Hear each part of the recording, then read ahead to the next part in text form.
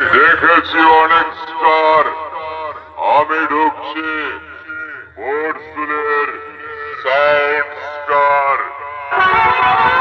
তাহলে আমার কম্পিটিশনের মাঝে পড়লে না, তোদের গলায় ঝুলিয়ে দেব রে মৃত্যুর স্টিকার।